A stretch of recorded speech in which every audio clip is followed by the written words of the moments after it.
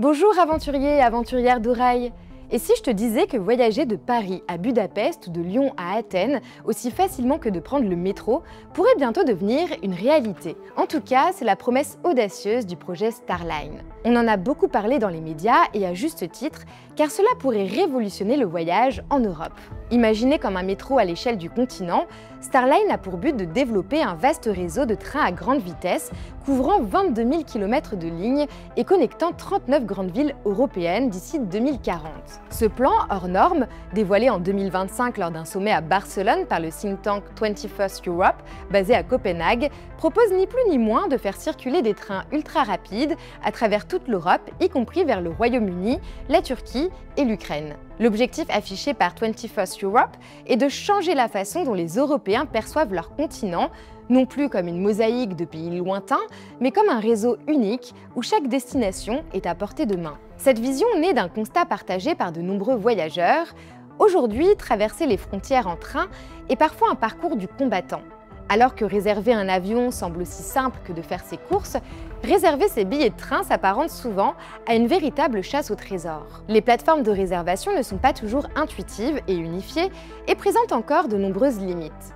Il n'est pas rare qu'un voyageur doive consulter plusieurs sites différents pour un même trajet, chacun ne proposant que les trains opérés par leur propre partenaire ou réseau national. Cette fragmentation complique la comparaison des horaires, des tarifs ou des correspondances et décourage parfois les usagers qui se tournent alors vers l'avion, pourtant plus polluant. Le but de Starline est donc de renverser la vapeur en visant à unifier les horaires, la billetterie et les infrastructures pour que prendre un Paris-Budapest en train devienne aussi simple que de sauter dans le RER.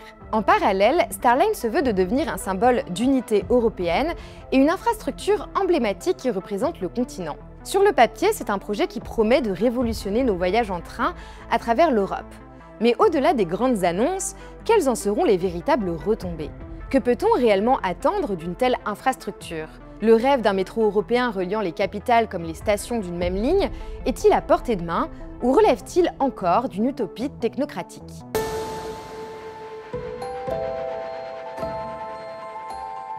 Pour comprendre l'ampleur de Starline, il faut l'imaginer comme un réseau de lignes à grande vitesse quadrillant tout le continent à la manière d'un plan de métro géant. Concrètement, la version 2040 du projet se décompose en 5 lignes principales qui s'entrecroisent pour desservir l'Europe d'ouest en est et du nord au sud.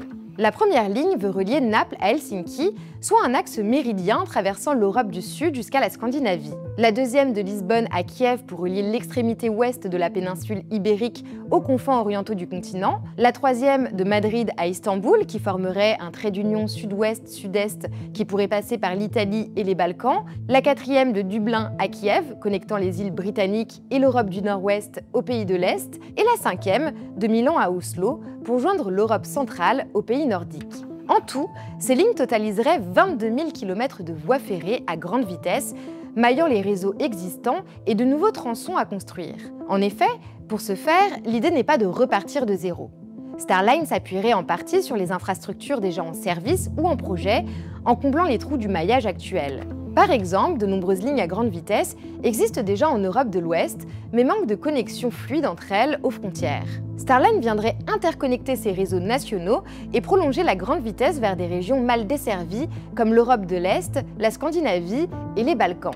Les trains Starline eux-mêmes promettent d'être révolutionnaires en étant à la pointe de la modernité. À l'image de l'Europe, ils seront bleus ornés d'étoiles jaunes, les rames circuleraient entre 300 à 400 km/h selon les tronçons, soit environ 30% plus vite que les TGV actuels, grâce à des lignes optimisées pour la grande vitesse. Une grande nouveauté également, c'est qu'à bord, il n'y aura plus de première et deuxième classe. Toutes les places seraient de qualité business, avec des espaces différenciés non pas par tarif, mais par usage, comme des zones calmes pour travailler, des espaces conviviaux pour les familles et même un espace détente. Les sièges seront conçus pour de la longue distance. En somme, le design est pensé pour le bien-être des voyageurs et l'expérience se veut d'être harmonisée partout en Europe. Les gares Starline, justement, feraient partie intégrante du concept. Le projet prévoit la construction de nouvelles gares d'échange en périphérie des métropoles, connectées efficacement au réseau de transports urbains locaux. Ces hubs incarneraient une nouvelle génération de gares inspirées du modèle des grands aéroports internationaux. À l'image de ces terminaux, où l'on peut travailler, faire du shopping, se restaurer ou même se détendre entre deux vols, les gares Starline ambitionnent de devenir de véritables destinations en elles-mêmes. Cette approche transforme totalement la manière dont on envisage le passage par une gare. Ce n'est plus un lieu de simple transit, mais un espace accueillant, dynamique et pensé pour donner envie de s'y attarder. Sur le plan de l'exploitation, Starline propose un modèle qui combinerait coordination centralisée et opérateurs nationaux. La gestion d'ensemble, c'est-à-dire les horaires, la tarification et l'entretien du matériel, serait gérée par une nouvelle autorité ferroviaire européenne commune. Cette entité, supranationale, garantirait la coordination du système, l'harmonisation des règles de sécurité, des normes techniques et même des conditions de travail du personnel d'un pays à l'autre. En parallèle, chaque ligne ou segment pourrait être exploité sous forme de franchise par les compagnies nationales existantes comme SNCF, Deutsche Bahn, Trenitalia ou Renfe. L'UE jouerait en somme le rôle de pilote et d'investisseur, tandis que les entreprises ferroviaires locales assureraient le service au quotidien sous la bannière commune Starline. Pour 24th Europe, le projet n'est pas de centraliser les ventes sous un opérateur unique, mais de standardiser l'accès au rail à l'échelle européenne. Le but est que chacun puisse réserver facilement via une plateforme unifiée ou via son opérateur préféré sans difficulté. Quant aux tarifs de billets proposés par Starline, ils se veulent inférieurs à ceux des vols court-courrier afin d'encourager une adoption massive du système. En clair, Starline ne vise pas la rentabilité maximale, mais à faire du train le choix par défaut pour voyager en Europe en alignant simplicité et prix abordables. Enfin, un aspect crucial du concept est son alimentation énergétique verte. Concrètement, tous les trains seraient entièrement électriques, mais ce n'est pas tout.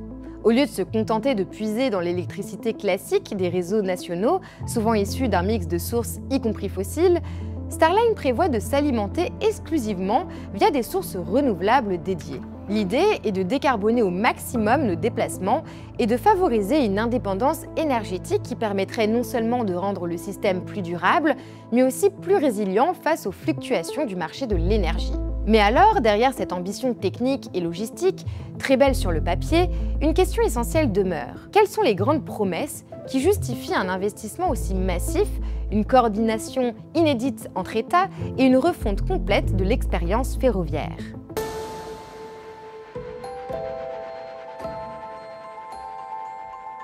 Le premier argument du projet, c'est la vitesse et la fréquence des liaisons. Grâce à des trains filant jusqu'à 400 km/h, les temps de trajet seraient drastiquement réduits par rapport à aujourd'hui. Par exemple, Kiev-Berlin, un trajet historiquement effectué de nuit avec plusieurs correspondances, deviendrait une liaison réalisable dans la journée.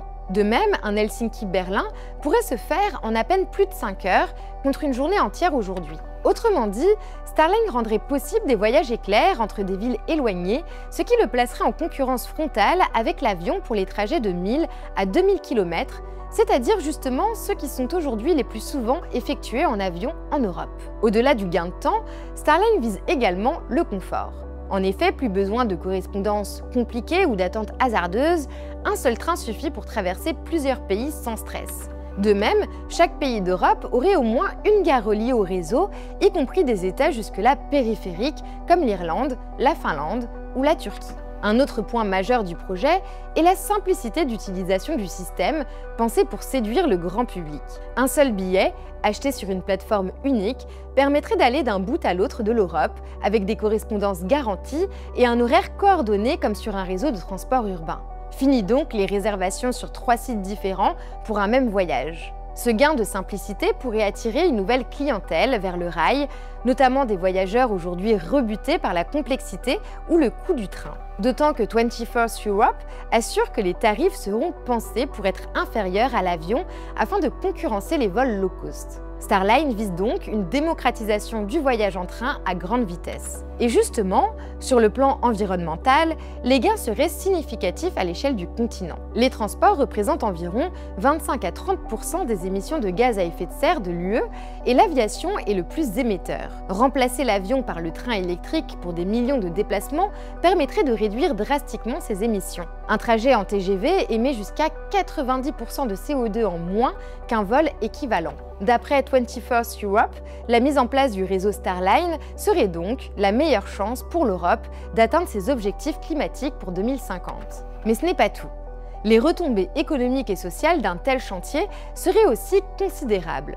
La construction et la modernisation de 22 000 km de voies ferrées à travers plus de 20 pays généreraient des millions d'emplois directs et indirects dans les travaux publics, l'ingénierie, le matériel roulant, la maintenance et les services. Quand on sait qu'en Chine, chaque nouvelle ligne à grande vitesse a contribué jusqu'à plus 7,2% de croissance du PIB dans les villes connectées, on imagine l'impact d'un projet comme Starline pour l'Europe. Autrement dit, Starline se positionne comme un projet gagnant sur tous les tableaux. Bon pour la planète, bon pour l'économie, utile socialement et porteur de sens culturellement. Mais cette vision idéale soulève une question de taille. Qui va payer pour tout ça? Alors que de nombreux pays peinent déjà à entretenir leurs lignes locales, comment imaginer financer et construire un réseau aussi ambitieux d'ici 2040?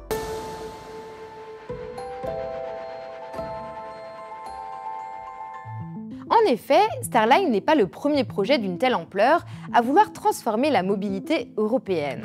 Depuis des décennies, l'Union européenne rêve d'un espace ferroviaire intégré, rapide et fluide. Des initiatives comme le réseau transeuropéen de transport ont vu le jour avec pour ambition de mieux connecter les États membres à travers des corridors ferroviaires, routiers et maritimes. Mais malgré les financements européens, ces projets avancent lentement, souvent freinés par des intérêts nationaux divergents, des normes techniques incompatibles et une gouvernance morcelée. Le projet Starline se confrontera donc à des défis similaires. Le premier, et non des moindres, est politique et administratif. Construire un réseau ferroviaire européen unifié implique de coordonner plusieurs dizaines de pays aux intérêts parfois divergents. Même au sein de l'UE, soit 27 pays, parvenir à une vision commune en matière de grandes infrastructures relève du casse-tête. Et Starline intègre en plus des États non membres comme le Royaume-Uni, la Norvège, la Turquie ou l'Ukraine. Chaque nation a ses normes techniques, ses réglementations de sécurité, son organisation du travail ferroviaire, son budget de transport. Aligner tout le monde sur un référentiel unique, qu'il s'agisse de la signalisation, de la largeur des rails, du voltage électrique ou des qualifications du personnel, représenterait un chantier titanesque.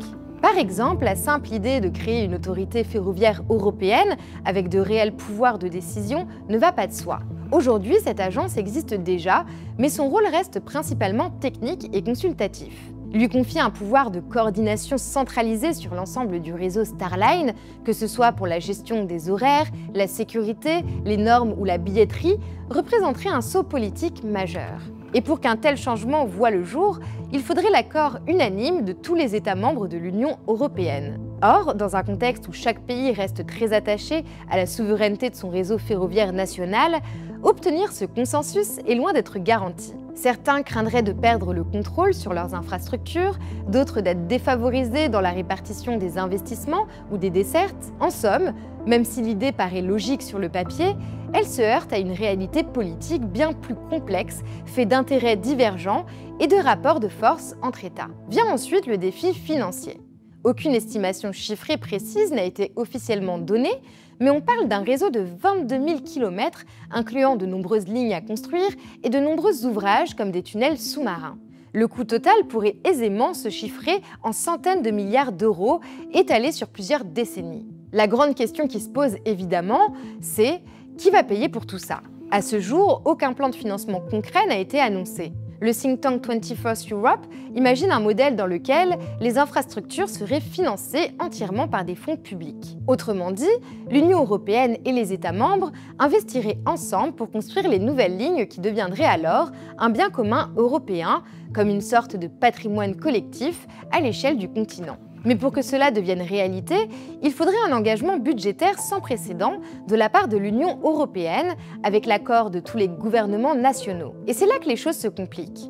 Comment convaincre les contribuables de chaque pays de financer un réseau qui bénéficiera peut-être davantage à d'autres qu'à eux-mêmes? C'est une problématique très concrète. Est-ce que la Pologne accepterait par exemple de contribuer au financement d'un tunnel en Irlande? L'Espagne d'investir dans une ligne en Roumanie? Chaque pays aura peut-être tendance à défendre ses propres priorités, ce qui pourrait rendre les négociations longues et tendues. Plusieurs pistes sont évoquées pour bâtir ce financement. La Banque européenne d'investissement pourrait être sollicitée, des obligations communes, c'est-à-dire des emprunts européens partagés, pourraient être émises, et des partenariats publics-privés envisagés. Mais pour l'instant, rien n'est figé et beaucoup d'incertitudes financières pèsent sur le projet. Côté exploitation, l'idée serait de confier certaines lignes à des opérateurs privés via un système de franchise, mais sous la supervision d'une autorité publique européenne. Un peu comme ce qui s'est fait au Royaume-Uni. Sauf que, comme vu précédemment, ce modèle déjà testé n'a pas toujours été un exemple de réussite. Les coûts pour les usagers y sont souvent élevés, les services fragmentés et la satisfaction en demi-teinte. Bref, tout reste à inventer pour faire fonctionner Starline de manière efficace, juste et durable, sans tomber dans les écueils du passé. Concernant les défis techniques, beaucoup d'obstacles restent à surmonter. Bien qu'une partie du réseau utiliserait des lignes existantes, il faudrait construire des milliers de kilomètres de voies nouvelles dans des environnements parfois difficiles. Traverser l'Espagne et la France d'ouest en est, à grande vitesse, impliquerait de franchir les Pyrénées. Relier l'Italie aux Balkans exigerait de creuser sous l'Adriatique et les Alpes sur des dizaines de kilomètres. Atteindre Helsinki depuis le continent nécessiterait probablement un tunnel sous la mer Baltique jusqu'à Tallinn. Intégrer l'Ukraine pose la question de l'écartement des rails, car les réseaux ex-soviétiques utilisent un écartement large, incompatible avec les trains européens standards, ce qui obligerait soit à poser de nouvelles voies en parallèle, soit à utiliser des trains à écartement variable, ce qui revient à des investissements très lourds dans les deux cas. Chaque nouveau tracé devra donc surmonter des obstacles géographiques et obtenir des autorisations dans plusieurs pays, avec des études d'impact environnemental, des expropriations et possiblement des oppositions locales. En Europe, on a déjà vu des projets de lignes à grande vitesse ralentis, voire bloqués par la contestation, comme la nouvelle ligne Lyon-Turin, qui a vécu des années de manifestations et de débats, tout comme HS2 en Angleterre. Il est probable que Starline, s'il avance, se heurte aux mêmes obstacles. Et le dernier point qui fait débat, c'est bien le calendrier annoncé. Le projet annonce une mise en marche en 2040. 2040, c'est demain à l'échelle des infrastructures. 15 ans pour concevoir, financer, décider et construire un tel réseau paraît très court et très optimiste, surtout quand on sait que des projets ferroviaires bien plus modestes mettent des décennies à voir le jour. Pour donner une idée, la France a mis plus de 20 ans à achever la ligne à grande vitesse sud-est entre Paris et Lyon dans les années 1980. L'Espagne a mis près de 25 ans à relier Madrid à la frontière française en grande vitesse. Le tunnel sous la Manche a pris 7 ans de travaux après des décennies d'études. D'ailleurs, 21st Europe a nuancé son discours. Initialement perçue comme une cible pour 2040, l'initiative est désormais présentée comme un horizon, d'ici la fin du siècle, pour une réalisation complète, 2040 pouvant être une étape intermédiaire pour certaines liaisons prioritaires. Starline, c'est donc un peu plus qu'un simple projet ferroviaire. C'est une vision, presque un pari sur ce que pourrait devenir l'Europe demain, un continent où voyager d'un bout à l'autre en train serait simple, rapide, abordable. Un rêve d'unité et de transition écologique qui coche toutes les cases, mieux pour la planète, pour l'économie, pour les territoires et pour les voyageurs. Mais ce rêve, aussi séduisant soit-il, ne pourra pas devenir réalité sans effort collectif. Les défis, qu'ils soient politiques, financiers et techniques, sont colossaux. Et puis, même si chez Ourail, nous sommes sensibles à chaque projet qui favorise le report modal des transports polluants vers le train, on aime rappeler que le voyage, ce n'est pas forcément d'aller toujours plus vite et toujours plus loin. À uniformiser le rail, est-ce qu'on ne risque pas aussi de perdre un peu du charme du voyage ? Ces petits changements de train à la frontière, ces gares inattendues, ces trajets de nuit qui font partie de l'aventure. Quoi qu'il en soit, Starline, qu'on y croit ou qu'on en doute, a au moins le mérite de remettre le train au centre des discussions européennes. Pour le moment, affaire à suivre. Merci de m'avoir écouté, j'espère que la vidéo t'a plu. N'hésite pas à nous dire en commentaire ce que tu penses de ce projet. Et moi, je te dis à très vite pour une prochaine vidéo.